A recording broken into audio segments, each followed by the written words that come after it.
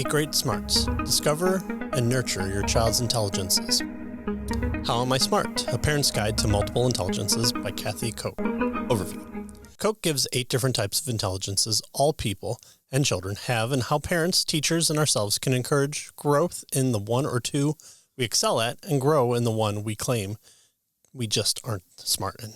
Koch gives 8 different types of intelligences all people and children have, and how parents, teachers, and ourselves can encourage growth in 1 or 2 we excel at and grow in the ones we claim we just aren't smart in. While it may sound familiar if you read her later book, there's a section in this book that actually adds a good benefit and helps that what was not in the 8 Great Smarts one. Review. This will reflect many points I have reviewed from the first book of Koch's that I read later in the later published 8 Great Smarts. Discover the nature of your child's intelligences. Many of the same stories and structures that are here are here. However, what this book includes is a couple of extra sections that I think would have been good to include in the later published book. Those sections include a grid system to put family members in the household, as well as more how to encourage a child in the specific types of smart. So if I had read this book first instead of the 8 Great Smarts, I felt like I would have lost something in the newer book.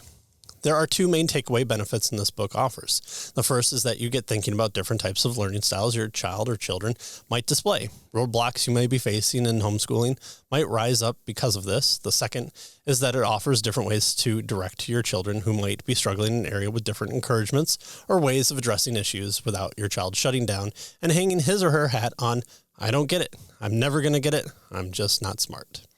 The 8 types of smart styles that the author talks about here are word and logic smart, which tends to be your typical idea when it comes to thinking someone is smart. There's also picture, music, body, nature, people, and self-smart.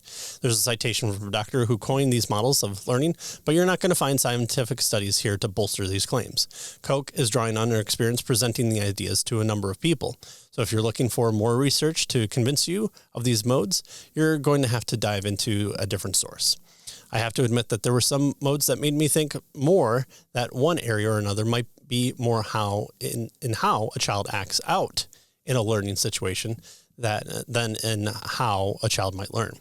Yet, this does not take away from some solid information techniques. Also, if your child is acting out in learning situations in those ways, and it's not a learning style per se, it's not like the chapter or 2 won't be helpful.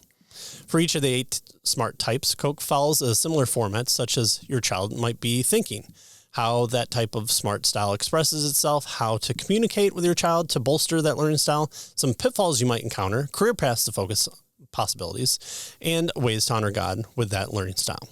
This is where I believe the book really shines. I read about a study that girls who express, I'm not good at math, and are told most girls aren't good at math, tend to shut themselves off drastically from learning math in a beneficial way. This is obviously a travesty, and this book offers a different ways to communicate to your child to not take the shutdown path for any number of subjects. In fact, it would have been beneficial to include more ways to encourage and reinforce both strengths, smarts, and also weaknesses subjects. The author talks about holding public speaking events where communicating to parents and children reveals a lot of good information to the children. A few negative aspects of this book are citations of a defunct website, which a checklist to help identify your child's smart style. The checklist seems to be important, and the author admits that children usually have a main smart style and a secondary or more styles. Putting this checklist in the book would not have added too much to the length, but it also would avoid this type of missing link from occurring. The book would also have benefited from how to talk to kids differently when you run into problems, and if those conversations would be different depending on the age of the child, like elementary age or high school age. It seems also like this book is more geared towards homeschoolers rather than government school educated, but there is some coverage of it from a government education side of things. Also, maybe the point of how these styles can be observed, focused, and corrected works best in a homeschool setting, and hey, I won't be complaining there. The book might seem straightforward, and the main thrust of the styles can be gleaned from those titles of them. What the book excels at are those alternative ways to speak to kids who just aren't getting it, or who are learning differently than their friends. It also allows for expanding areas of learning left uncovered by many, including economics, different science focuses, and revisionist history. It's invaluable for those hiccups or roadblocks and doesn't let your child or parent hang their hat on the shutdown point of, oh well, you'll just never get it. Final grade, B. There Will Be Time by Paul Anderson. Overview. Jack Havoc has been able to time travel at will ever since he was, born. The only friend he seems to have allowed for during his own time has been his doctor. The doctor gives an account of Jack's travels to the past and how other time travels from the past and future, but like the past, which have some in the future, but there are also some real future people who are present, but then go to the past to go to the future to maybe hopefully stop a nuclear war, but some do stop it, maybe don't. Time travel. It's fantastic. Review. Jack Havoc has a genetic mutation that allows him to travel through time and finds out that an apocalypse will occur to the human race unless he does something about it. He meets up with other mutated people. He finds out the leader is a racist who wants to call people in the second age of man. What can Jack do? And is it worth doing anything? What a jumbled mess of this story this was. With time travel, the reader is either at a fixed point in time hearing about the tale, or you follow the traveler on his journey. With the fixed point, which this story is, there's bound to be a lot of jumping around because, that's just what it feels like from your stationary point. The jumping around here is in Poul Anderson coming into paragraphs with about 2 previous ones missing. Plot points are picked up and then dropped. Jack goes to the date of his crucifixion to meet other time travelers so as to prevent the end of the world. No one bothers to look upon the scene of the most famous event in history, which would have been really interesting perspective to show the otherness of time travelers, but the reason for meeting up is really dropped. A change to the white ruler in the second age of man is brought about, but the salvation from the apocalypse isn't even discussed again. There is some great understanding of Anderson to not just drop his time travel characters into the midst of the date where the traveler has to arrive, though. He understands how much information gathering would have to be accomplished, how slow it would take to amass any wealth and influence. However, the time length to carry this out is brushed over too quickly, and it skips around from needing to find a way to carry out the big plan to, I like this family, to, I've fallen in love. Again, with time travel aspects of the story, one might think it was done on purpose, but that seems to be an excuse one would give for poor story structure. The story is an attempt to be told from a meeting Jack has with his childhood doctor, who is the only normal person he knows that he's a time traveler. This is really an interesting point of view to take. However, it is quickly dropped just to follow Jack's perspective with a few asides to bring the doctor back into focus. This is like a found footage film that forgets it needs to have the perspective of found footage to maintain the storytelling element it started off with. The timing of everything is also way off. I know a book about time travel can hand wave this away, but the entirety of the book from Jack's perspective still feels like a lifetime, but it only shows was a period of about 30 years under his belt. The amount of time Jack takes to fall in love is way too quick and without connection and is done to only provide a dramatic point to advance the plot for its sake. The emotion is tread on without the build-up to pay it off in the end. The final 20 pages of this book feels like the final act of a book. It's so rushed. The hop, skip, and jump around you expect from a time travel book is obtained from only the clunky writing of Anderson. Character development is non-existent. Why do characters that supposedly care about Byzantine rulers and the end of the world not care about the crucifixion? Why is there any attempt to care about the apocalypse when they're so rare to no connection with anyone in the world due to their mutated powers? The big question of God, life, time that the book brings up are only shrugged off without satisfaction, while anything the characters care about suddenly become the only things worth knowing. Most of the connecting pieces to the story are missing. One would have to go back in time and add them in. Final grade, D. Reading with Purpose by Nancy Wilson. Overview. Nancy Wilson's message to the Christian is that the Christian doesn't just read just to check off a box on a list. The Christian reads to share the nature and characteristic of God, who is also a storyteller. The things a Christian reads aren't thought of in a vacuum of space between one's ears, but should be thought about with and through the Christian worldview. Review. As a Christian, I am beholden by the desire and conviction to see all things through the lens of the Christian worldview. Literature is one of those important things where an internal and external look will not only benefit to glean the most of a book, but also see parts are true or not. It is not to say that unbelievers cannot write good books. Part of looking at the internal critique is whether the author sits well in his or her viewpoint and see how far it takes them. When they run out of road, so to speak, is where the external critique comes into play. All that to say that this book might be of some help in reminding one how to get the most out of a book they come in contact with. A child story book, a historical biography, a science fiction space opera, or a medical drama. All are written out via a worldview and then taken in via a possible opposing worldview. Wilson does a good job showing the different epochs of time in general. What falters is not adding to the length to go into more detail about those periods and how they're characterized by books that were popular, and not just knowing the periods of history and pointing to the books that show those worldviews in action. There is a section at the beginning of talking about looking at what a story or a book says about God, man, life, etc., and seeing if it's true. Sometime should have been taken to show in what ways those various stages in history have shown some true, as a way to point to the common imago Dei shared that these periods will show. There is also some commentary about poor writing in regards to books like Left Behind.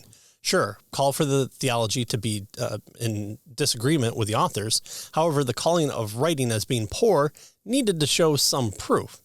This part early in the book treads too much on the common ground probably shared by most of the readers, but causing one to ask, and not just with this collection of books, well, where does poor writing come into play, and where does bad theology, anthropology, biology, ethics start? The trade-off of brevity for further help is felt. However, as a first exposure piece to literature critique from a worldview perspective, and the importance of parents, educators, Christians to do their due diligence, it does offer a good first stepping stone. Final grade, C. Dane the Destructor, Barbarians of the Storm, Book 1 by Rob Rhymes. Overview. Dane gets sucked through a portal to another world of sword and sandal. Muscly guys punching monsters and evil wizards trying to take over the world, but then launches into a monster truck with rocket launchers. It's all quite silly, as it's supposed to be. This book is a fish out of water story where our hero shows up from time and place to a new time, and the tone is established when we are introduced to him by his first words of an expletive. So the elements of humor will abound here. The good things with the fish out of water stories is that the main character can be the foil for the audience. We learn that what he learns and exposition dumps make sense and follow the story, which also helps the reader. Rhymes treads on some sword and sorcery fantasy tropes to move the story and add some technology to the mix. And when I say story moves, it moves quickly. There aren't histories given of forests and rulers. Fight scenes and conversations take time to get the message across, and no more. And then we're moving again. We're moving. So if your qualm with fantasy is the slower pace than this book doesn't fall into all of that. The fish out of water story can also get lost in the shock and the this isn't real refusal of the main character to continue. Again, moving the story quickly is the motivator, and it doesn't happen here. Our main character is fine enough. He is just an average Joe, soft, pudgy American who is working a 9-to-5 job. The one bit we found out later about him that will help him later in the story is that he was in the military at one time.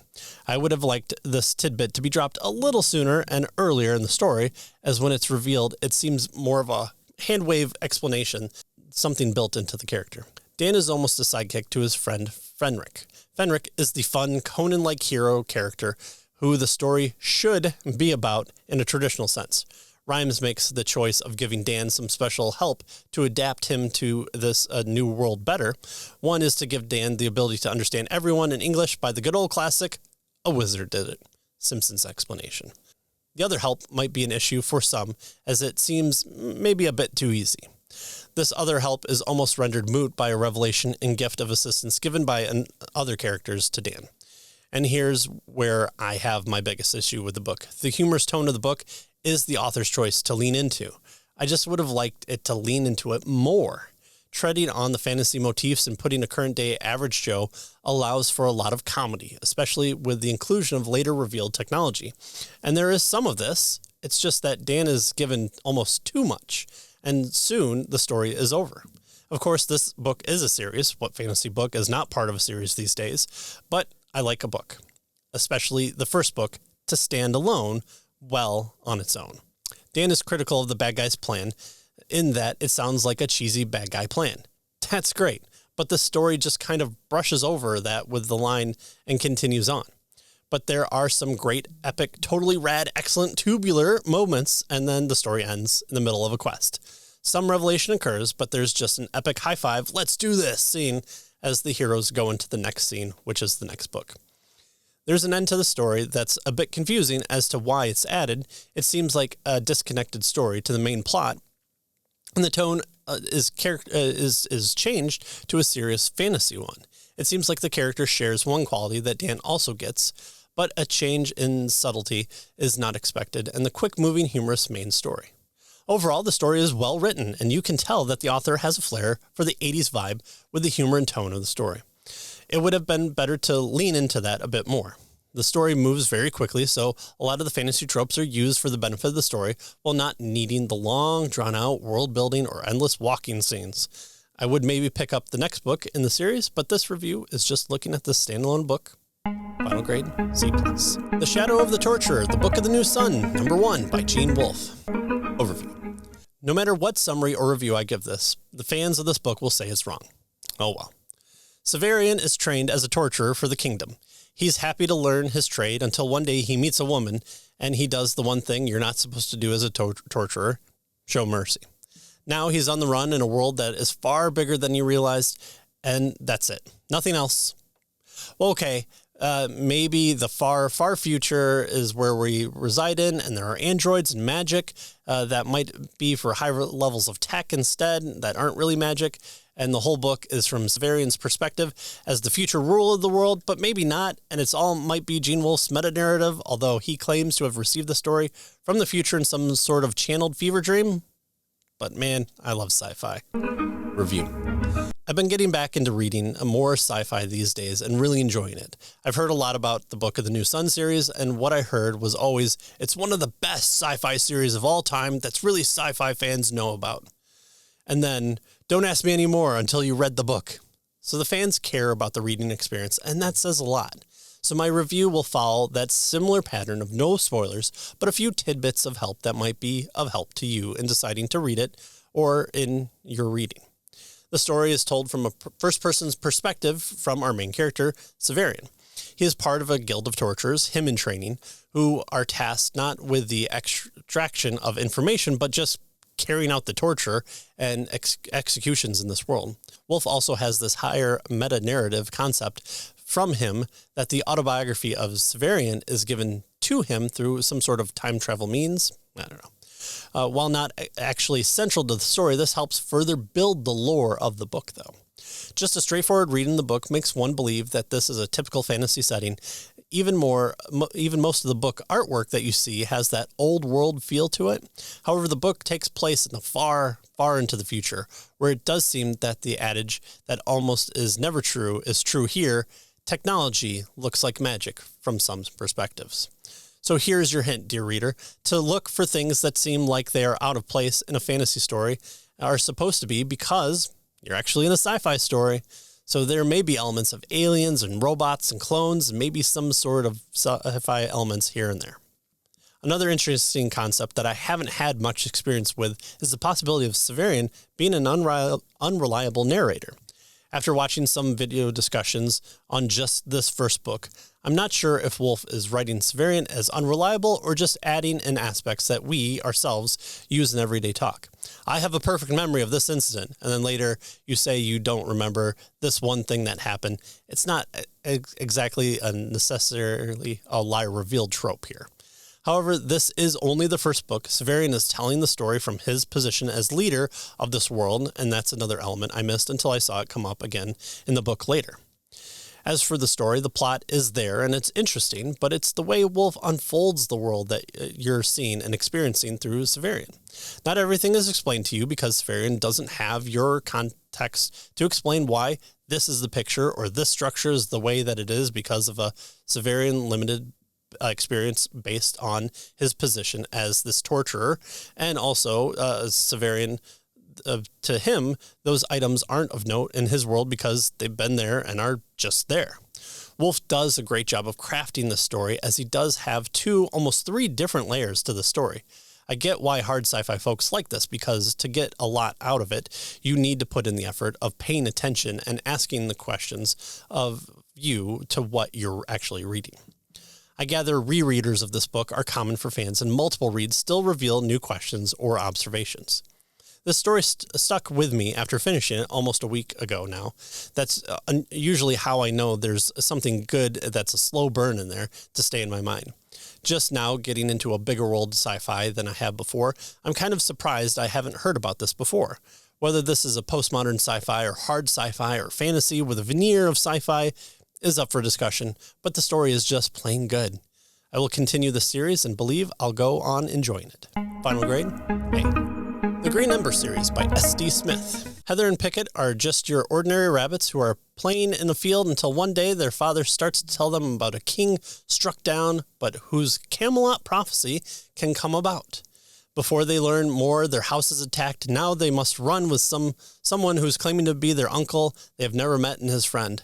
They must escape the wolves and the hawks and see if they can join the fight for the rise of the new kingdom and peace for rabbit kind. Review. I will get thrown out of the homeschooling community for this review. I, too, joined the sacrilege of the small group of Christian homeschool parents that was very disappointed with this book.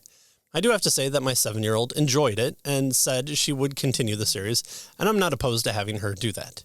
There isn't anything vulgar or cruel or any other red flag that comes with modern-day literature here.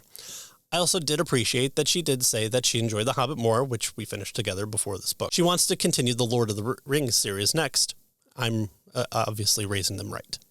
What drove me to really not liking this book is the pacing and the prose. In there is the setting and the story for a good series. While I can see parallels of wanting it to be like Lord of the Rings meets Watership Down, but it's just not using a story that happens to involve anthropomorphized rabbits and wolves and etc. to this light fantasy story. The opening and the ending are also strong for the story, with the ending lifting up my crestfallen take a bit. Let me start with the pacing of the book first, as I think if this was made 200 or less pages, it would be a bit more to stomach. The book has a lot of running. The first third of the story is almost a number of the main characters running, and too much so. After they are done running, they stop and they run some more. The arc of this part of the story doesn't allow for the tension to release, and everything is hurried too much. I get they are rabbits, and so running is a thing for them.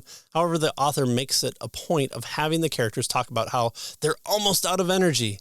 But then there are 3 more running scenes. After that, almost 2/3 of the book moves us to a single location and a dead stop of getting to know the space where the revelations and plot spread out quite a bit to the crawling pace.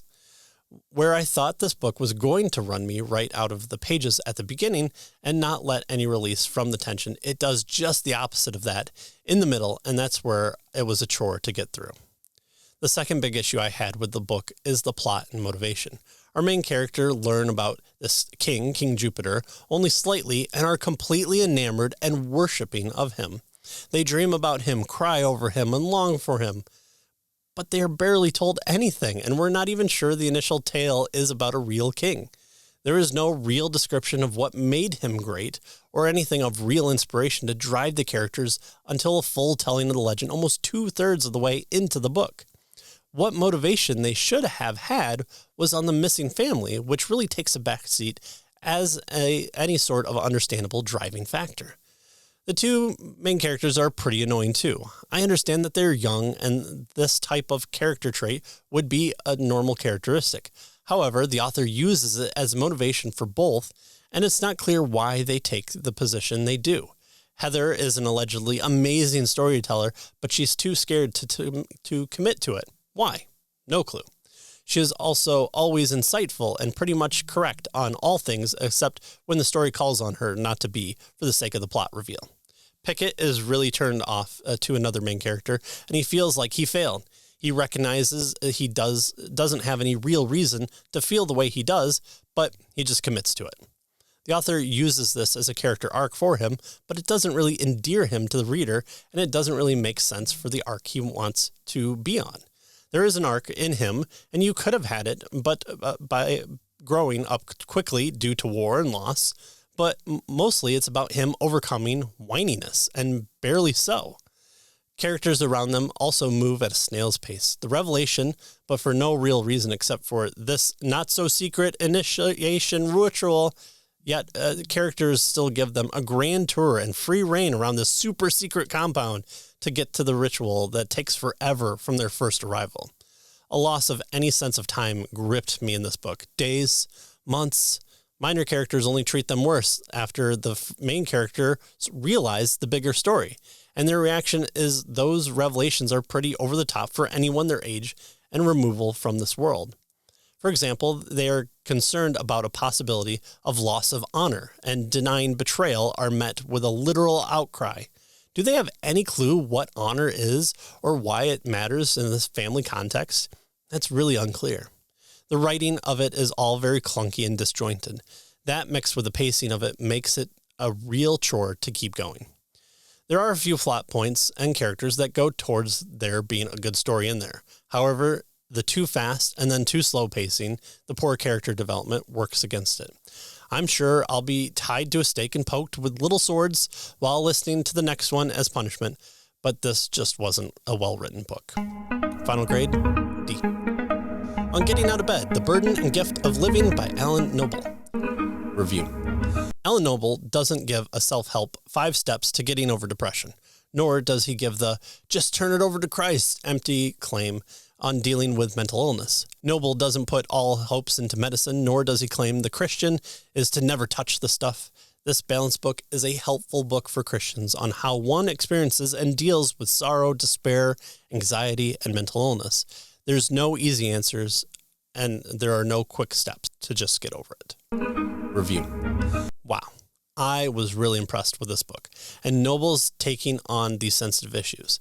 This is not a self-help book, nor is it a let go and let God book. It's not a name it and claim it, nor is it a put on sackcloth and ashes, it's your fault book. What this book is a needed reminder that life is hard. We can go through hard times and live in hard ways, but God is God who has made promises we can trust, and one of those promises is that he loves his children. This is a book about looking at depression, mental illness, panic attacks, or just feeling down through that lens and taking it with the balance Noble gives. I was so impressed with the balance here. Noble stands on the line of truth and understanding. He will caution against overdiagnosis, but then caution against turning a blind eye to issues that one needs to find help. He tells painful truths like one needs to avoid reveling in the dour nature for the attention of others, while also being lovingly kind to people who stay silent to not burden people who need to seek out help from others. The overall arc is that sometimes just doing one little thing, like getting out of bed, is a goal, and then you find your next thing, the next right thing to do. Noble hangs the truth on a couple of different truths. 1, being made in the image of God shows our life as precious. And 2, God has made promises we should believe in, and one of the ways we can believe in them is to show by actively doing so. And 3, we can biblically love ourselves, not in the worldly, superficial way, but in the 1 Corinthians 13 way. This is a book that I finished and ordered a physical copy to mark out and lend out to others. I would call this book one of my reverse highlight books, in that I would have made it through quicker if I highlighted what I didn't want to pay attention to on a quick glance through. Noble's care and love for those struggling is evident, and not just as someone who puts the forward of the line, I am one of you too, but in the God is God who keeps his promises, and the ultimate goal is for us to keep on living for his glory. I highly recommend this book. I ordered his other 2 as well because of this. Final grade, A+. Apologetics, A Justification of Christian Belief by John Frame. Overview. Theologian John Frame gives his take on proper Christian apologetics. He looks at topics such as proof, defense, offense, reason, evidence, biblical authority, the problem of evil, and the lordship of Christ. You know, if only there was some sort of podcast that you could go through this book that would be really helpful to understand this one. Oh well. Review. This book was fully discussed on Cave to the Cross Apologetics. John Frame has been well-known theologian and apologist for some time. While he's known to have written whole systematic theologies and apologetic tomes, this updated book is a good introductory book on presuppositionalism, Reformed apologetics for a college-level discussion. What Frame does is lay out the role of apologetics in the life of the Christian and also the impact it should have. He covers the three aspects of reality a good apologetic should cover, like metaphysics, epistemology, and ethics. How things are, how we know things, and what should we do with those. Within each of these are breakout discussions on things like the necessity of the Trinity, the need to ground knowledge in a consistent means, and always a constant need to be true to what your claims actually are. Probably one of the most controversial topics Frame takes on is the critique of Cornelius Van Til's transcendental argument. There are areas of disagreement with Frame here, but it does not come from the point of view more Van Til critics have, which is to not really try to understand what Van Til is trying to say. Frame is a fan of Van Til and subscribes to a lot of what he puts forth. As a tagged discussion point, this is a good one to go over. Other points throughout this book is the necessity of the gospel in one's apologetics and in the discussion of the problem of evil. Frame wants to do what he does throughout the book, which is to encourage Christians to be Christians in their apologetic and discussions. This is a highlight of Frame's writing in that he speaks as a Christian, assumes as a Christian, and lays out arguments consistent with what he actually believes.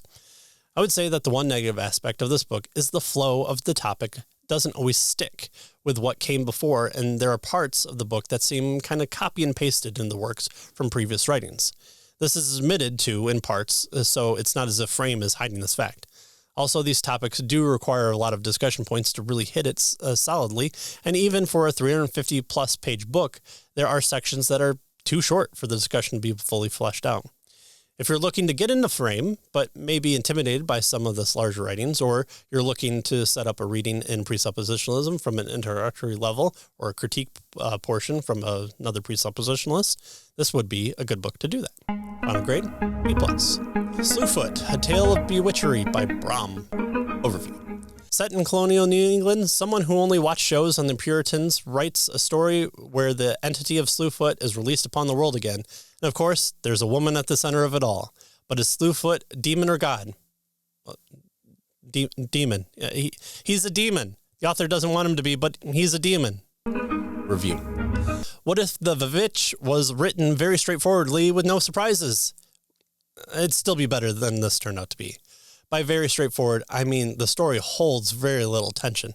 And after the meeting of the main character with the other main character, you know how the story is going to play out. Setting the story in the 7th century New England with the Puritans is easy fodder. It's no surprise that stereotypical Puritans would be used, ahistorically, when it came to the ideas of personal relationships, public decorum, and sex. There's a scene where a married couple engages in sex, and the man apologizes because it's not appropriate.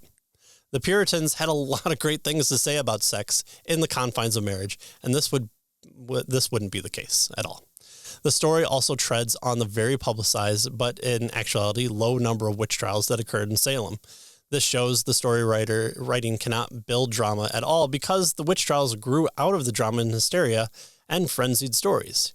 Here, you just have to say, those crazy Christians be burning down the witches all the time, and you've got your realism.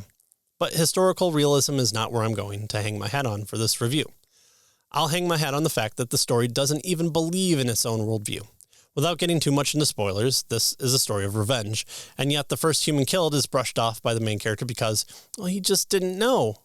Yet revenge is taken on everyone else who deserved it. In a world where the characters are alleged to attribute all bad and shortcuts to the devil, all the events in the story match exactly what the devil would do and believe. The story could have taken a great turn if this realization turned out to be the real case, but this is so straightforward storytelling that it could never be that cool. The enactment of revenge is one done into the extreme and overtaking the main character to physical changes occurring. Again, without spoilers, the realization that the main character comes through about the reasons for Slewfoot and the others is some pantheistic revelation, even though the exclusivity of many of the other gods are primarily concept here, and it's just brushed over. Here, again, we see the desire, a belief in the noble savage to be the thing to set on the pedestal. The revelation of Slewfoot just happens, even though there seems to be other bad gods that speak against the Pantheon message. I don't know. All these plot elements point to the Puritans being correct. A demon is killing innocent people, and witchcraft is making it stronger and is corrupting individuals in society. That's not the point that the author was going for, but that's the point he came across with. With all these things in the unimaginative storytelling, there's no need to compare this to The Witch or read something you've seen in Carrie. Final grade, D. The Earth Abides by George R. Stewart. Overview. The end of the world has happened, and our hero slept through it after getting bit by a snake. He's one of the few people left in the world. From the quiet, he attempts to rebuild the world again, but is that his role, and what's best for the Earth? Review. Bryan Aldiss coined the term cozy catastrophe about John Wyndham's work, it being an end-of-the-world event where the character doesn't suffer enough, or there's not always impending doom right at your door. In Earth Abides, the main character, Ish, is bedridden throughout the entire apocalypse. Then we follow him when he's clear-headed. No zombies, no aliens, no evil government stooges, just the Earth and him. Ish isn't a scientist or a doctor or a superhuman soldier. He's just a slightly more intelligent person who understands the present and importance the future holds. Along the way, he picks up a few group of survivors. The dynamic of the group is something that is interesting as we see a small society form. Within this, Ish becomes a de facto leader and the idealist, but an idealist who has reality smack into him several times, especially when it concerns other people. While you don't get a semblance of others' actions and reasons, we are constantly following Ish in his internal dialogue. Society is gone, and all that remains are the remains. But now, children come into a mix. Society is still in struggle within their group. Ish wants to build the children to take over and remember the times before and achieve order once again. But what does order in society look like when you only have less than a dozen people who existed in the before times? There are some amazing juxtapositions in this book as well. Ish takes a wife, Emma, names that have origins, both for Ish, Adam, and Emma, Eve. We see the story starts out with Ish, Adam, being bitten by a snake, and then he's thrust into the world of disorder, but also the earth continues. Within this, there is a small discussion of religion, as Ish is not religious, and views it as a distraction from the unity needed among the group and focus on survival tasks. Then, to double back, mythology springs up on other things that, for Ish, are commonplace, but for the children, who only know the world after the great disaster, become totems and exalted titles. There's no big shout-outs in this book. There's no stopping the mad bomber or brigand.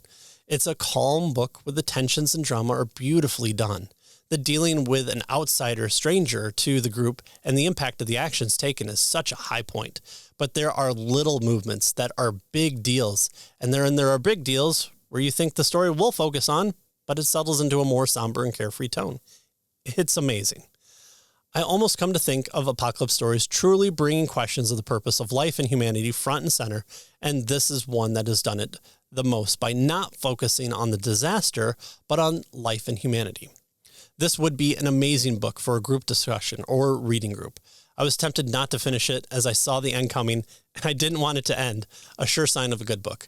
A definite recommendation. Don't let it sit on your shelf, but if you do, the earth abides. Final grade, A+. We are Legion. We are Bob. Bobiverse, #1 by Dennis E. Taylor. Overview. A rich and nerdy tech guy buys an insurance policy that says if he were to die and it were possible to save him, his consciousness will be uploaded in digital format. Good thing he won't ever have to use it. And he's dead. Upon waking up in the future, he's one of the few AI human constructs that hasn't gone psycho or suicidal. He's tasked with trying to save humanity on an Earth on the brink of war again. But what limits are there for a personality that has access to futuristic nanoprinters that can replicate his personality as many times as he wants? Think of the power, or the ability to have fun while taking on the personality of Homer Simpson. I love sci-fi. Review. This is exactly what great sci-fi is. Future tech, questioning the laws of physics, the human condition, and having an author who can wield it all in a good story with some great humor. I was really hooked into this book about 3 chapters in, and the pacing of it is so well done. The contents could have been lost in cumbersome detail or following too many plot paths, but Taylor is a master of his craft. Yes, you could have AIs that mimic in all ways the deceased Bob question, his reality, and if he's human or not, but the tone in which those questions are asked and within the story revised matches together perfectly. An AI personality, Bob, can copy himself, and while there are different pairs and paths, the story follows 4 main paths, and they are distinct enough with the different Bob personalities that you kind of don't get lost in them. Also, when you have stories like this, you almost have one favorite or one you don't want to break away from because the story is just getting good. However, each Bob personality is close enough to the character you like, and the stories are equally interesting that I didn't find myself picking a favorite. This is a story I would give someone to just getting into sci-fi as an adult. This was really a great premise, great writing, good humor. The choices made and the logic involved is believable, even within a sci-fi future setting. It was a good book that I didn't realize I was at the end of the book and immediately had to let the person who recommended to me that I enjoyed it so much that I picked up the others in the series and looking forward to other writings by the author. I can't wait to start the next in the series. Final grade, A+. The Long Moonlight by RazörFist. Overview. Xerxes is a road master thief who does the job based on his own set of rules, using a particular set of skills. Then she had to walk through the door. Now Xerxes is being pressured to join a band of master thieves who are looking for the final big score to end it all. Surely nothing can go wrong. And of course, don't call me Shirley. Review. Pulp noir in a world of magic with an anti-hero who has enhanced abilities that may be supernatural in nature? Sign me up. While not feeling exactly like The Shadow, there are certain magical elements in this fantasy world that are reminiscent to it. The plot points holds to a Sam Spade-type pulp detective novel with an honorable thief in place of the detective. The femme fatale and the honorable official, detective, and underworld crime boss and stooges all show up. The story is part mystery, part heist, and part revenge, with about 4 different plot focuses. While operating as a novella, the story does not seem short. I believe this is helped by the use of the author's prose. While not being your typical detective noir, slightly over-the-top cadence, there is the style that is intentional and unique. While some may see this as the author attempting to exhaust a thesaurus, most others would just call this entertaining. I quite enjoyed the author's use of the style and language choices. The choice of words isn't coming from someone thumbing through a college dictionary for any word. It's a deliberate and adds to the slightly over-the-top story with a fun entertainment style. Not everything fell into perfect explanation for me. There was a plot turn that I didn't quite get, which is most likely an error on my part. Some of the magic of this world wasn't explained enough. This also included possibility that some magical elements of the main character, Xerxes, becomes shadow-like and a master of his craft. An interesting side character, Coggins, is a great addition to the story as almost the Commissioner Gordon-esque noble detective. However, he isn't quite the cat-and-mouse foil, nor does he make a serious impact on the story until about the last part of the story. For a bigger story or a bigger part in the next novella, this detective who works within the system would be a great character to follow, especially in a fantasy setting. Overall, the prose extends the life of the book, and the character provided a good small target to keep your focus on. The unique storytelling is a different type of setting, adds to the uniqueness, even for those of us who aren't that big fans of fantasy. There is enough here to at least pique the interest of an indie supporter, and I would definitely check out another in the series, continued or expanded.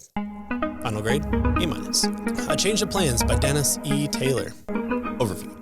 Earth is dying, and a crew of Ouroboros is set to get colonists out among the stars to give humanity the greatest chance of surviving. It only has a small window of time to make only a few trips. The first one should go off without a hitch. Enter the hitch. Review. A very short story that I was glad was free. I had an extra 30 minutes to pick this up. It was fine. It's so middle of the road as far as short stories go that this is all I can say about it. Final grade, C. Deeper, Real Change for Real Sinners by Dane Ortlund. Overview. After salvation, the goal of the Christian is to grow in grace and the knowledge of our Lord and Savior Jesus Christ. 2 Peter 3:18. But how does one grow? How does one go about being sanctified? That's what this book purports to help with. Review. I did not care for Ortlund's last book, Gentle and Lonely. I was probably one of the only few that didn't. And with this one, he continues to have fine theology, but terrible execution, just like the last one. There really are some gems of points about the need to continue to hold the importance of justification as not just a one-time thing and dimension of pruning as opposed to suffering a la James 1. Also, that Christianity cannot be piecemealed out to individual doctrines. However, my goodness, can you write a lot and say nothing? Ortlund's prose again is filled with platitudes, not just once or twice per point, but several times. There is a lot of Christianese in here. He also wrangles in those in church history, brings up 3 people, and has to provide you with stories to quote to the quotes he's mining, and not stories that add to what he's saying to make one point. Fluff writing occurs around good points, and the structure suffers for it. By the end of the book, you have gotten some good points, which there absolutely are here, but it took a lot of cotton candy eating to get there. In the final pages, about page 172 to 173, he summarized the purpose of each chapter of the book, and even that is peppered with it. Chapter 4 is about drinking down his undeserved love, or Chapter 6, receiving the anguish of this life as a gentle hand of God to help us rather than to punish us. Again, the points are good, but you need a toothbrush to get out all the sugar. Deeper is the name of the book because one has to get about halfway through the book to really start to find the elements of the how to go deeper. The workbook is also essentially questions that are easy enough to ask yourself and could have been added to the book to make it one thing. Again, I tend to be the minority with Ortlund's writing, but this is a pass. Final grade, D. For We Are Many, Bobiverse, number 2 by Dennis E. Taylor. Overview. Continuing the story of Bob in all his forms and all his adventures, we focus on still trying to save humanity despite its least best efforts to help. But there's a new civilization found that has one of the Bobs very interested. All is going fine as teetering on the brink of chaos when an old and all-consuming civilization sets its eyes on humanity and the rest of the universe. There's only one man to save them. Well, one former man who's AI now. Actually, multiple AI former men. Well, multiple AI former men, that's really one man. Well, not one man because now they're all separate and with their own unique experiences and memories and actions. Again, I love sci-fi. Review. Set immediately after the first book ended, the second one holds all the charm and great sci-fi storytelling that the first had. The main characters are logical, but don't get everything right. The stakes are higher as the story unfolds more. The humor and the emotions are maintained in line with the previous. This is how a sequel should be written. One of my favorite parts is that Bob recognizes the need to maintain a type of physicality in order to keep a limit on his fully computer self, but in order to help physical beings, aliens, humans, etc. He needs to maintain some grounding and develop some limits to his programming, and also develops androids. If you're looking for a suggested series for a friend or family to start sci-fi, I really would pick this series. My understanding is that the series isn't finished yet, so that may give one pause. However, I think this is a great primer, is the fun that the science fiction can be. Final grade, A. The Lord bless you and keep you. The promise of the gospel in the Aaronic blessings by Michael Glodo. Overview. The gospel of Christ is found throughout all scripture, and that includes in the Aaronic blessing of Yahweh bless you and keep you. Yahweh make his face to shine upon you. Numbers 6:24 to 25. So what did that mean to the people at the time of Aaron and those after, and at the time of Christ and the early church, and to us at the church today? Review. I just did not have a good year, 2023, for modern era theology books. Once again, this book is solid when it comes to the theology. There was nothing heretical or heterodox or anything along those lines. There are some good coverage on the atonement and messianic fulfillments of Old Testament scripture. What caused the nosedive was the organization and prose. Glodo sets up his premise at the start, which is to show the importance of the Aaronic blessing and how it carried throughout the ultimate fulfillment of Jesus and his church. Check. Got it. When I got halfway through the book, I found myself lost as to the purpose of the book, to the point where I thought I might have skipped over a massive amount of the book that kept tying it back to the purpose. I did not. Glodo seems to want to build off different key points like the importance of God's face or the name being on God's people, but he zooms in and out of that point to hit on other parts he wants to teach on.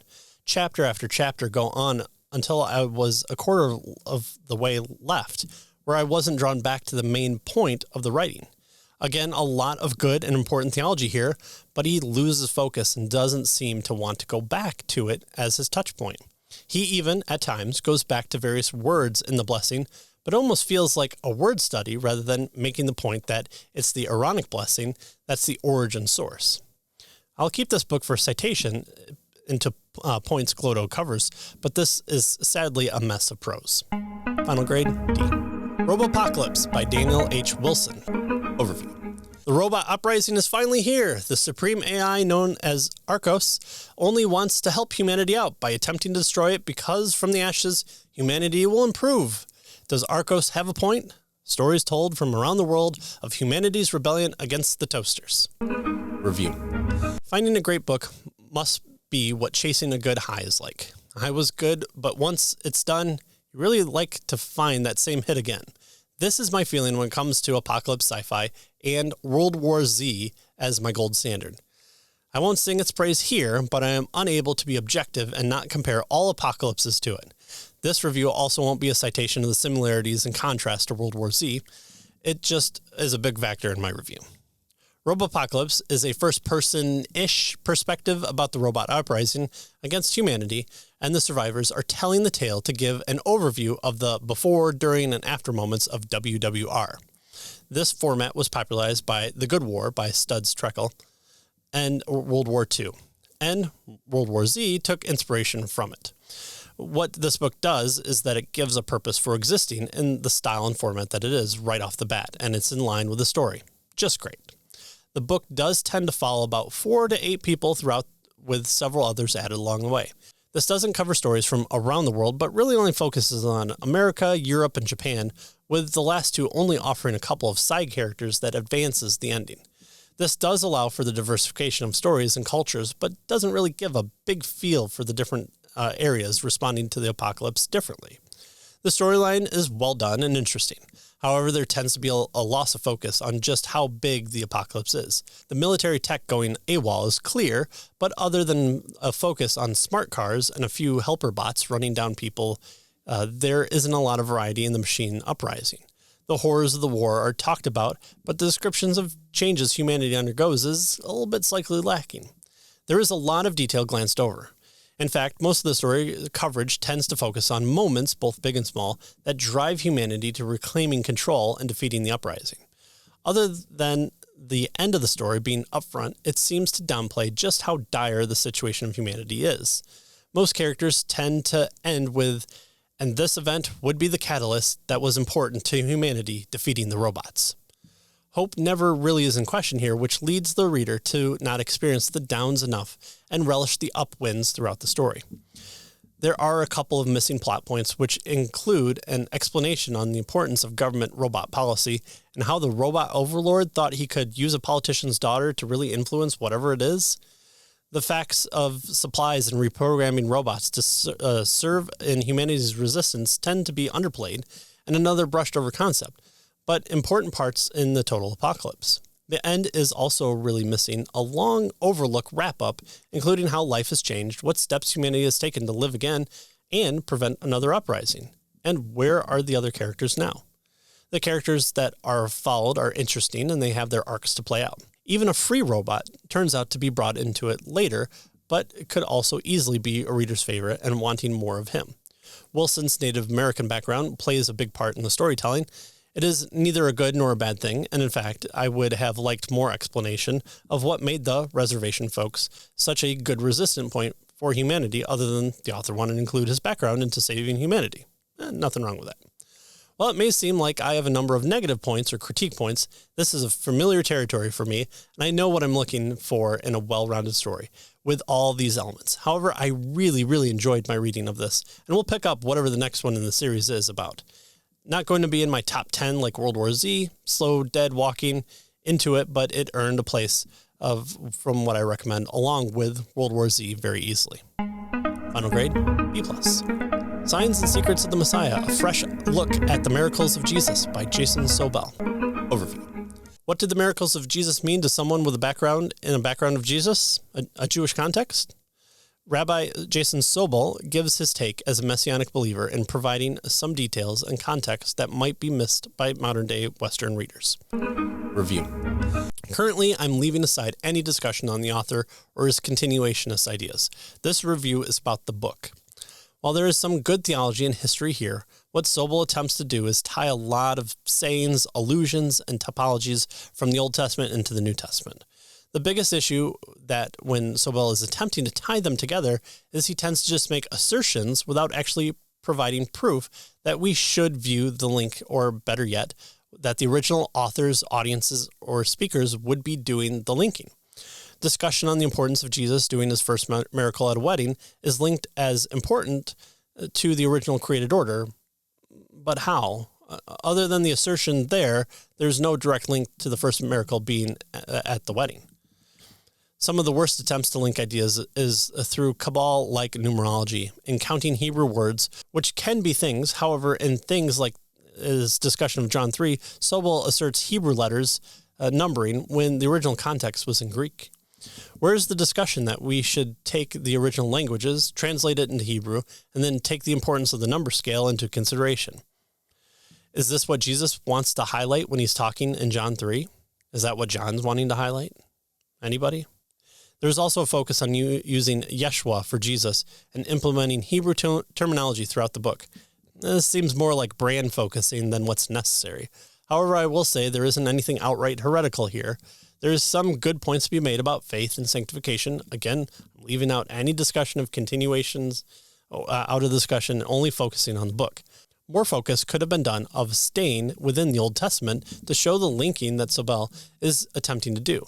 If you're looking for something along those lines, G.K. Beale's Handbook of the New Testament Use of the Old Testament, Exegesis and Interpretation, is a good introductory text into that. I wouldn't recommend this one. Final grade, D. Death Date by B.Y. Simpson. Overview. Nova James was not looking forward to the day where she would be given the date of her death as dictated by the government, but it was for the benefit of the world as the Earth had been through war and limited resources. Then she accidentally found herself at the center of a plot of rebellion where she might hold the key to freeing the world from the tyranny of the government.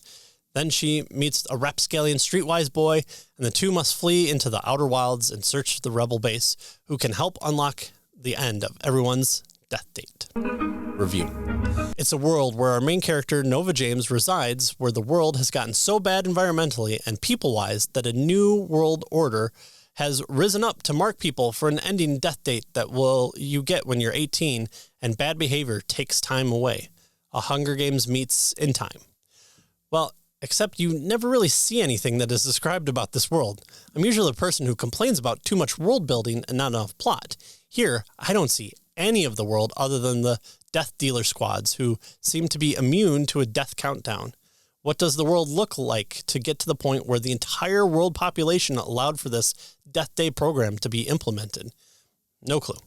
How is bad behavior cataloged and accounted for, and how does this affect people's interactions out in public or even in private?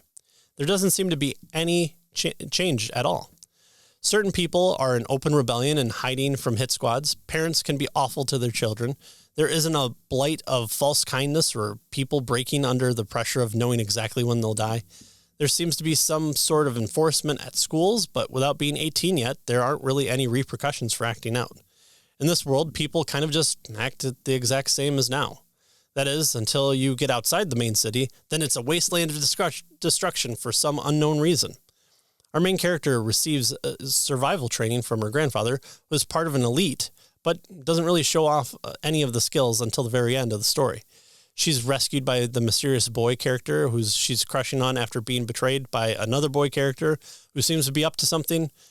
After falling into rebellion, meeting on accident, Nova is very loosely in control of what her goal is.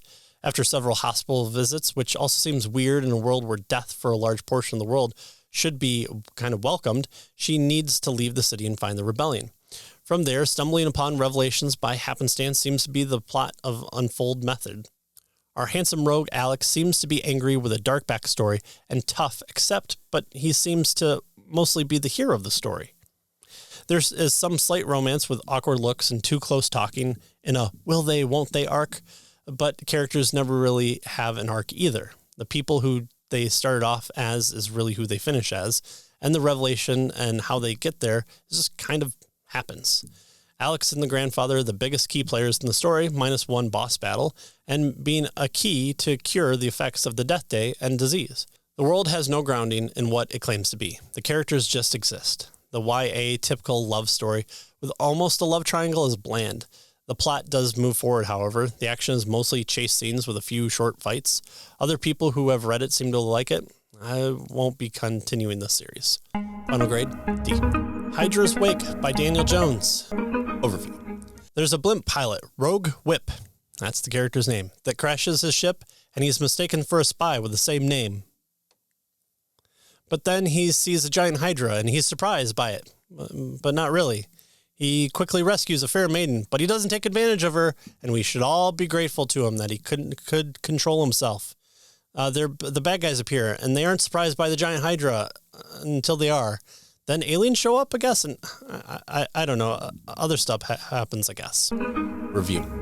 There is zero explanation of what is going on in this book. I can't tell if people are on another planet or just a different part of this planet. Hydras seem to be known to exist, but no one has any clue what's going on with them.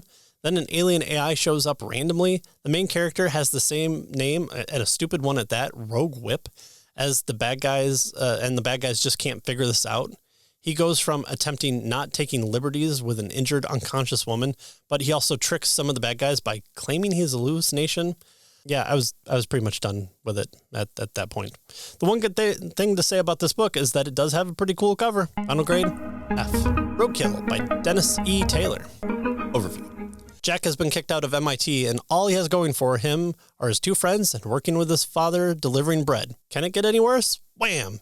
He just hit and killed a giant intelligent squirrel that turned out to be an alien. Jack finds the creature's ship that has a smarmy AI personality.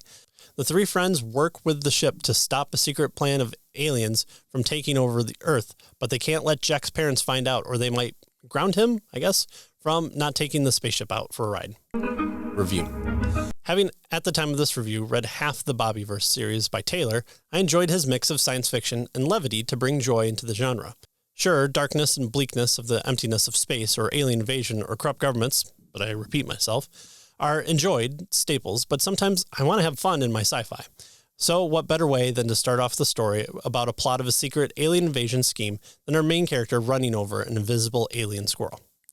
Jack and his friends, Natalie and Patrick, end up teaming up with an alien ship AI, Sheldon, to uncover the secret alien plot in line to something akin to They Live. Taylor again uses the need to exposition dump as a scientific method thinking process by our bright trio group.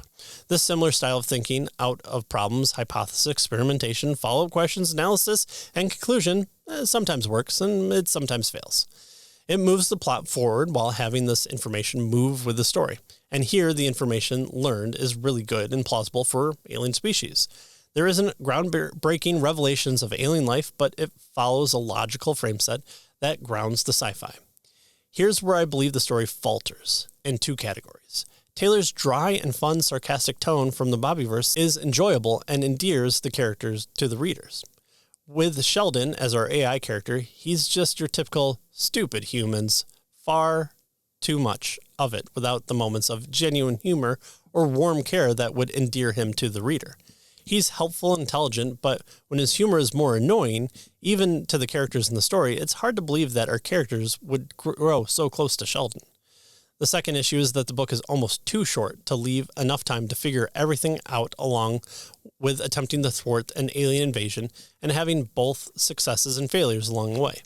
For example, there is a conspiracy UFO nut who is brought up and he's kind of quickly discarded, never to be seen again.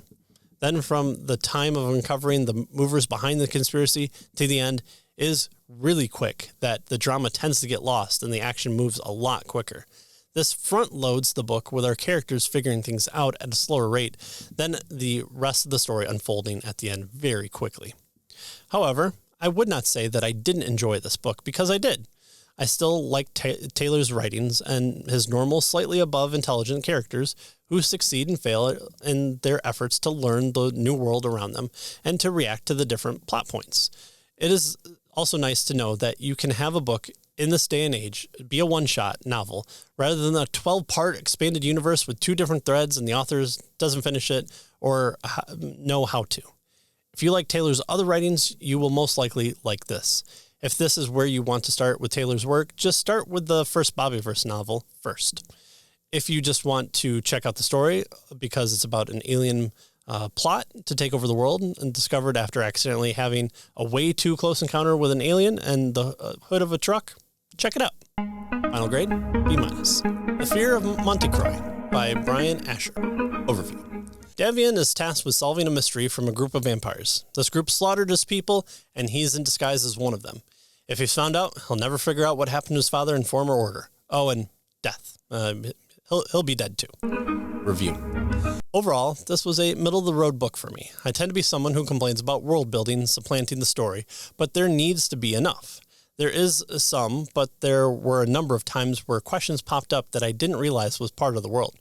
However, the storyline is there, but it really only gets going about halfway through the book. The vampire lore is established and well done. Magic hoods was an interesting addition to the normal tropes.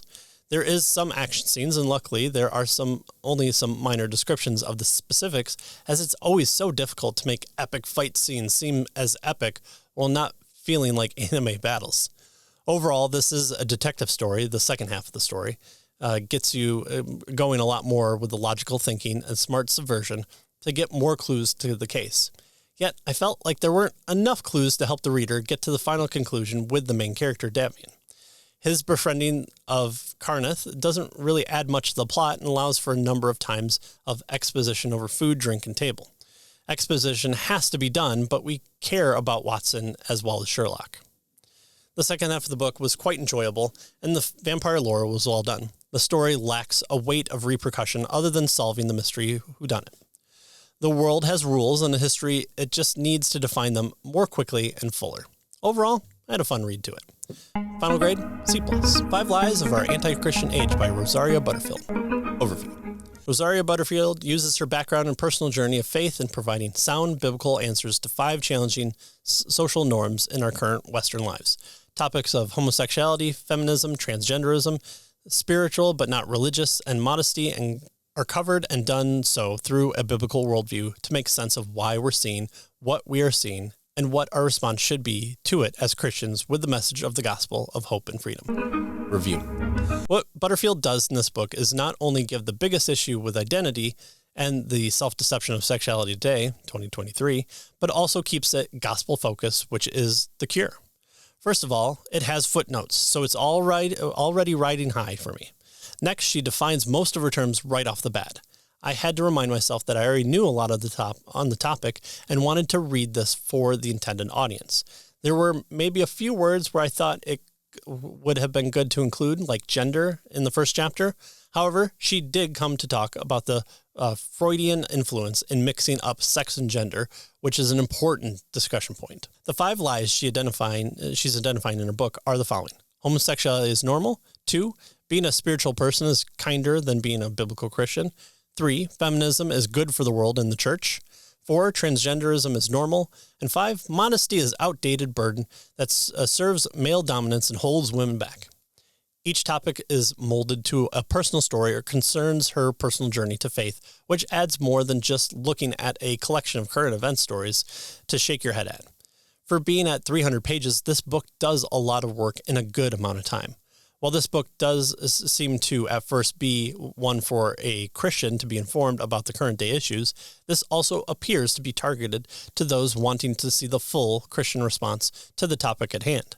While being spiritual and modesty seem to be topics that don't necessarily belong in the camp with the other 3, Butterfield does a good job of laying out the through line that ties them all together. Butterfield is a skilled writer, and that shows here. You might read familiar passages from her previous books here of her personal story, but that's also probably why you picked up the book too. The solution of the gospel tends to feel a bit longer in laying out the answer, but one has to see that the audience isn't just for Christians, but for non-Christians or Christians needing help with providing the world a full answer from a biblical perspective. This was very well done and very well balanced. Butterfield provides enough current event stories to inform someone who hasn't paid attention in the last 7 years what the issue is. She gives enough personal anecdotes to provide actual situations that any of us may encounter. She also gives a full biblical perspective rooted in the scriptures of how Christians should respond and a worldview of why we shouldn't be surprised that this is happening. A good book to mark up and to give to others. Final grade, A. The Hand of God by Yuval Kordov. Overview. The world ended the first time from AI, government, and nuclear weapons. Esther was there to see it happen and survived. Then God ended the world again. Fast forward to a world where only a few assembled factions of humanity remain. The totalitarian government sends out their best to confront Esther's order and take her technology away from her for their own purposes. Review. This book started out so strong. A post-apocalyptic setting with a sympathetic character who is struggling to survive and making tough decisions that turn out bad because of the dire straits she finds herself in. The ending of the first act really gave me a lot of hope for the rest of the book. Unfortunately, I ended up not liking anything past that, and what with the plot of an apocalypse caused by man and second by God, I had high hopes. From there, the other two acts are slogged down and pacing for too many changes in character. The story isn't straightforward because of this. I'm not a lazy reader and have enjoyed hidden details to enjoy a bigger plot reveal, like Shadow of the Torturer by Wolfe, but I didn't follow this well at all. The story slogs through, and the switching from inner character details to exterior plot to exposition makes it even more muddled. Action set pieces were very confusing, as I wasn't sure who the military group was actually fighting to get into some hidden base in the outer areas no one has ever come back from. The other Theocracy faction has some interesting reveals, but when switching from them and coming back, their story has skipped, and further reveals from the first don't really follow. The time from Arc 1 to Arc 2, where the majority of the story occurs, just doesn't inform me of how the world has gotten this way and for what reason. The ending with a cliffhanger did not solidify even a good wrap-up, where all the ties are pulled together, even of any of the developed points in this book. Sadly, with a great plot description and a strong start to the book, the rest of the book fell flat. With unclear prose and a winding plot of confusion, I didn't enjoy this, and I won't be continuing with the next one. Final grade, D-. A Knight's Quest for the Holy Grail by C.S. Johnson. Overview. Lance is a knight in shining armor and has fetched his beloved Princess Alexandra, the only thing that could warm her heart, a cup of coffee. Review. My traditional, twice so far, end-of-the-year novella read by the wonderful C.S. Johnson happens now. The only thing bad about reading her novellas is usually I want them longer, but she has other great works to satisfy that need. The beginning is a nice little opening that you do see what's coming down the road with a simple twist that gives us our character knight. It's a nice little romantic jaunt that keeps just enough of the ye-old knight symbolism without it becoming schmaltzy, in a bad way. Always a pleasure, especially for the romantics in all of us men who want to be knights as well. Final grade, B+. Far Away and Forever by Nancy Joy Wilkie. Overview. A collection of short stories that focuses on a spiritual and metaphysical nature of mankind in a science fiction setting. AI, the soul, first contact, the source of wish fulfillment, and the second coming of Christ are covered. Review. This collection of 5 short stories mixes sci-fi elements with religious or human identity elements. Wilkie writing is clear and puts the sci-fi more in the background to highlight the characters. Like most short story collections, there are favorites. There are not any that are terrible, and that usually means that this collection will be a good pickup for many readers who end up liking different stories for different reasons. The first story, Once Upon a Helix, involves a first contact scenario through SETI. Unlocking the message comes from a chance encounter between the scientists and a bioscientist, who just so happen to provide the key. One tends to forgive this chance encounter as a charismatic shortcut for the short story. The science used seems to make sense, and that's good enough for my science fiction. This was one of my favorites, and as the figuring out of the puzzle by the 2 experts in their field was a struggle for the prize of listening in on the first message from space. The second story, The Goldfire Project, which involves the discussion of the afterlife, the soul, and consciousness, which, when it comes into humans and going into the computer world, and AI wanting to come out of the computer world in order to die and go to heaven. Seems like a good story, right? This could have easily been my favorite story if the AI part of the story was a bit more fleshed out, or the conversation between the main character and the AI occurred a bit longer. There is a lot to like here, and this could easily have been a longer novella that could really explore a lot more. The third story is Half the Sky. A girl raised in a Covenant orphanage with another guy friend finds out that her mother and father are still alive on the post-Earth planet they are living on with her. She seeks out the truth on why she was put up for adoption and why someone would want to stop her from finding out the truth of it. This had good characters, but it really missed the big picture overall. The main character and her friend have good dialogue, and I end up really liking them. However, Wolfe attempts to zoom out from the main character's plot and discuss humanity's role to explore the stars, and this rings a little hollow. A missed opportunity, but not too bad. The fourth story is The Wishbringer. A reporter travels through a portal to discover God exists, and he uses a farmer to cultivate wishes, which are different than prayers that humanity is granted if unknown reasons allow for them to be picked. This almost feels like a low-key Twilight Zone episode, with the end that occurs, which is probably the best part of the story. The rest is fine, but the reporter interview setting makes it too exposition-heavy into the system of wishes. It almost seems like the story was padded either from an idea and the system needed a plot, or a plot that needed a system. The final story is The Last Sunday of Summer and involves a nun in training whose nun teacher is murdered. It's found that the trainee is tasked with transporting a book from her planet to another one without being caught by shadowy figures of Rome and the Pope, who want to stop her, as the book is the second coming of Jesus that has already happened on Earth, and now a third coming is being prepared for. This is really my least favorite one, and the closest one I came to really not liking at all. The story is pretty bland for no real big revelations or action pieces. Find old dude in the woods, get MacGuffin, run away, get on ship, sleep, wake up, end. Sadly, a disappointing ending to a pretty decent collection. Overall, though, I enjoyed reading this book, and it's nice to see that the indie market includes religious aspects to the sci-fi genre. It seems like Asimov and Clarke wrote out religion in the future of sci-fi literature, and did so without realizing how much of an impact religion has had on human history, especially considering that Jesus Christ is creator of Lord and Lord of all. As for the book, pick it up if the stories sound interesting. Final grade? B. The Mark of a Christian by Francis A. Schaeffer. Overview. What does it mean to be a Christian, and can one show it to those around us without uttering a word? What does it look like to be a Christian? What does God expect us to say and do and be? Review. Yeah, again, every time I read anything by Schaeffer, this was written in 1970, the more I proclaim him to be a prophet, in both declaring God's word and being an onlooker on what the future, our present, needs. It's always a loving kick in the pants too, and that's why I read theology. Schaeffer takes the words of Jesus in John 13:34 and 35, "A new commandment I give to you, that you love one another, even as I have loved you, that you also love one another. By this all men will know that you are my disciples, if you have love for one another," and runs with it. Schaeffer systematizes all the different details to see here. He looks at being accused by the world by not being loving in a proper way, that we are called by God to be loving, by telling what is true on the basis of God's revelation. Then he covers when the world calls us non-loving because we are unloving. Unloving towards others, especially unloving towards other believers.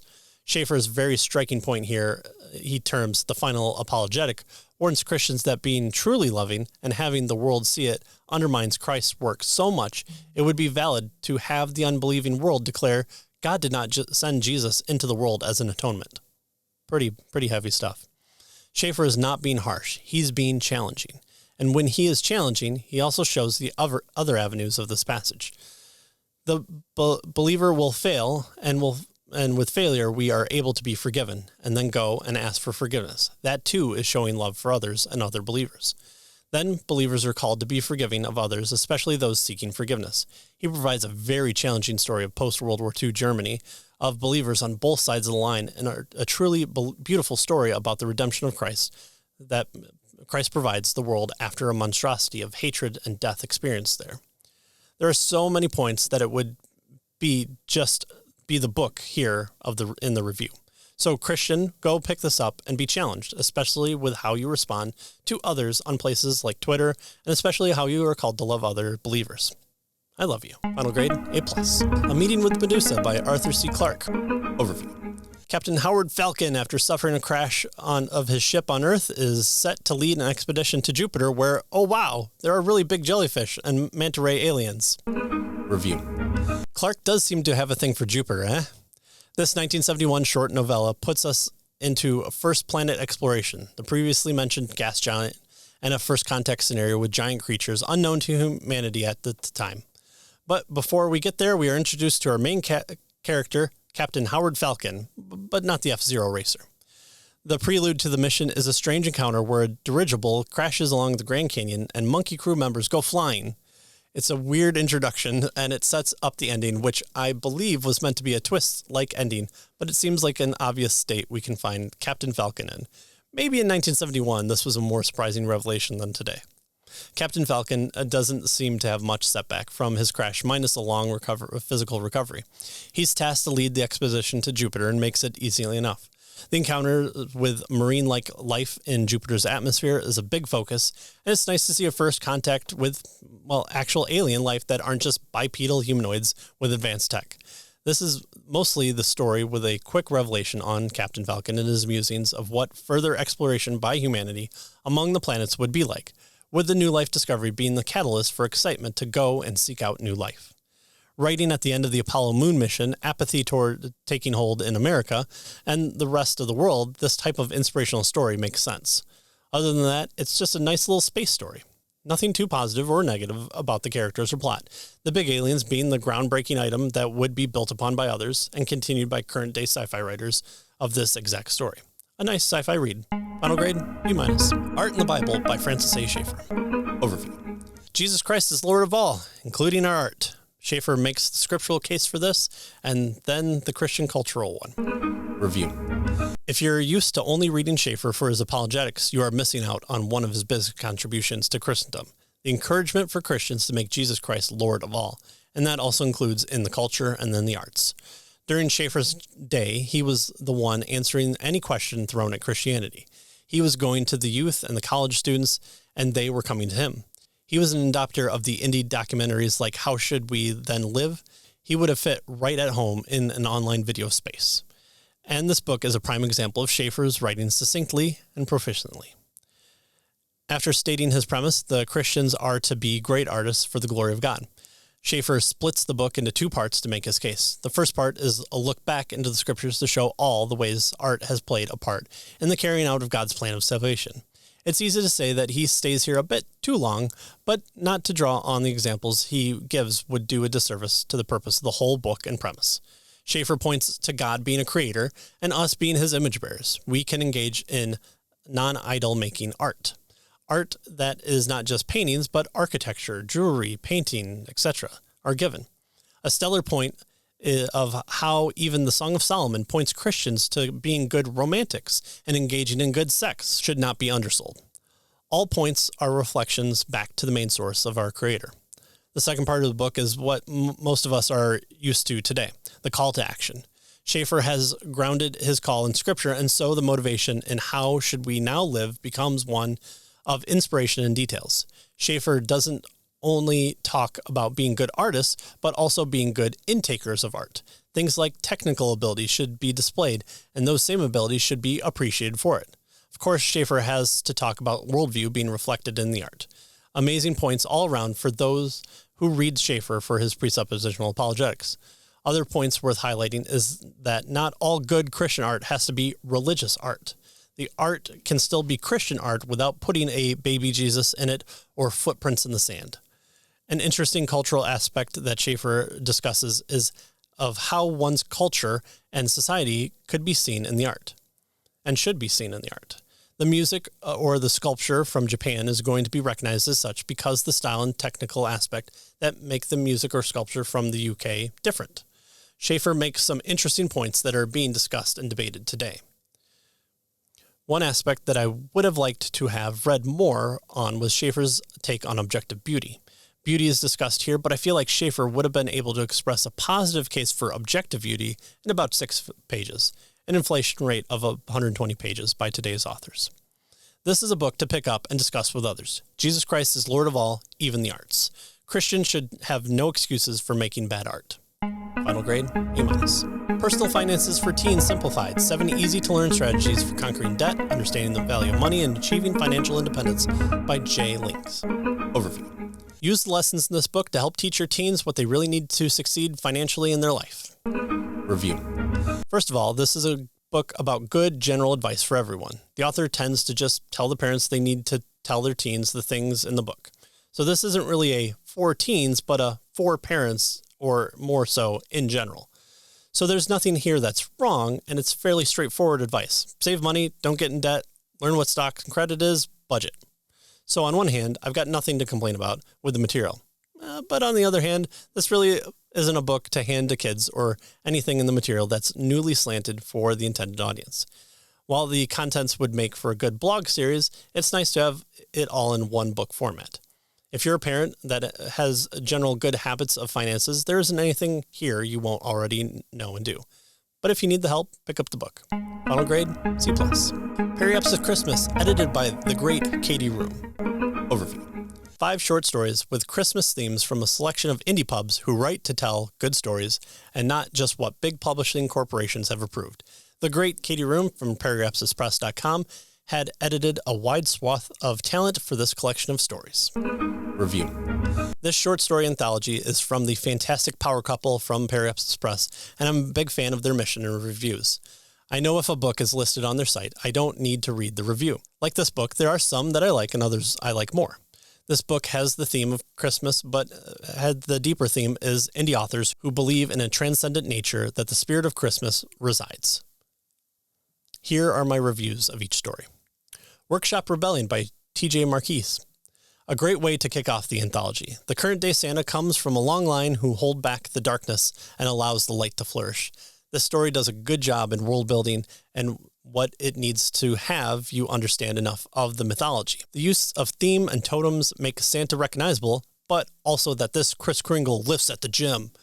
Good atmosphere and action. Grandpa Got Run Over by a Reindeer by Kaylana Radcliffe. A very fun story, one that is slightly similar to Marquise in that it has developed a mythos you are discovering with the main character. With short stories, it must be hard just how much to develop your world to the audience, but it's clear Radcliffe has one set for the characters. An ancestor of Jack Frost, along with a few other Christmas-time characters, stand at the precipice of our world and another world and stands against the darkness. I would have liked a little more to understand the world and slightly less silly title, but this mythos is exactly what I want in this type of collection. Julianese Pays a Visit, a reverse Black Maria story by Jeff Stoner. A fun story that is in a sci-fi fantasy world that is something like John Carter of Mars. There's a nice touch with the world of Valhalla being frozen over, but there's a bit more hope than what Ragnarok would call for. There's a lot of story that sets the scene for what's the main turn of the story in the last couple of pages. I'm not sure I understood the need for that much buildup, but those last couple of pages are nice to see the myth of Christmas being carried to a new world. The Fairy Tree by William Jeffrey Rankin. The world for this story is a joy. To say the story is simple is to not give it enough credit. I enjoy a good father-son story because it's done well so little, if at all. This story is a grandfather and his grandson that has a mystery of Narnia-esque feel and a family lineage being passed down that hints at being stretched back for a long time. There is just a hint of a fuller story and a fight against evil. I will say that the run through a creature was a bit of an odd choice where I was slightly confused and had to read that section again. A running from and to safety would have been a bit clearer. I would probably pick up a fuller book with the magic hinted here. Christmas Spirits by Alexander Helena. I would call this the only true sci-fi story in the lot. Technically not the only one. It's also the one that's less Christmassy set in a space western setting. The goal is getting a gift from a bounty hunter like Grandma. Good action and some funny dialogue with a good amount of world building in a short amount of time. The ending is one of irony, and it's slightly off and peters out. If the story had some other examples of irony, this would have struck home more. If you're looking for fantasy sci-fi stories by talented authors who enjoy writing good stories, aren't pushing a message of hating you, the reader, and believe in the mythology of Christmas to create new worlds of enjoyment, this is the one to pick up. Final grade, A. Periapsis Christmas 2 by Katie Room. Overview. The great Katie Room of periapsispress.com returns to her editing duties to provide a collection of Christmas short stories from indie pub authors excited to tell you good stories without checking the boxes of approved representation characters involving stories from authors who hate you. A novel idea. Review. Another fabulous anthology collection by the amazing Rooms of Periapsis Press. Believers in good stories, wanting readers to enjoy what they're reading, and promoting the art found in authors of indie publishing scene, you can trust that any book listed on the site is going to be worthy of being read, just like this anthology collection.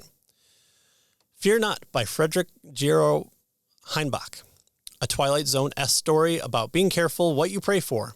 It was an okay story, but save the ending, there isn't much to grab onto. Protector's Gift by Blake Carpenter. This was absolutely amazing story. A Western-like fantasy world with a protector character acting as a territory sheriff, and the world comes crashing down around him. The only thing to help him is his stalwart conviction to help others, and a little gift from someone who bears a strong resemblance to a magical character who provides gifts for good people in the world. There is not 1 ounce of story wasted here. The world is built up so I understood exactly what I needed to know about the world. The action was enthralling. The characters are people who I want to root for and root against. I immediately went out and bought one of the author's books that seemed similar to the story. This whole anthology would have been worth it for this story alone. But there are other good ones as well.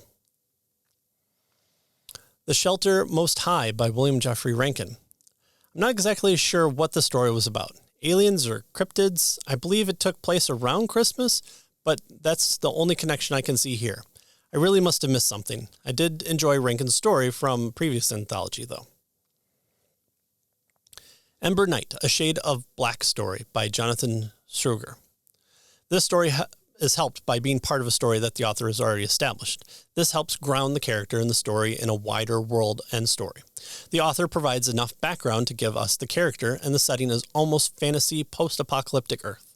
I'm interested in more of the stories because it does seem like Christianity is known in this world.